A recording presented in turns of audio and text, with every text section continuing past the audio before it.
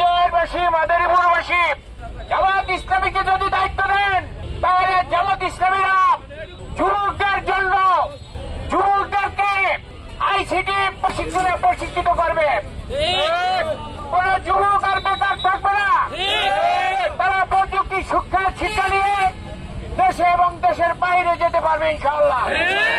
যদি জামাত ইসলামী দায়িত্ব পায়, তাহলে দেশের মা বোনদের জন্য সুচিকিৎসার ব্যবস্থা করবে।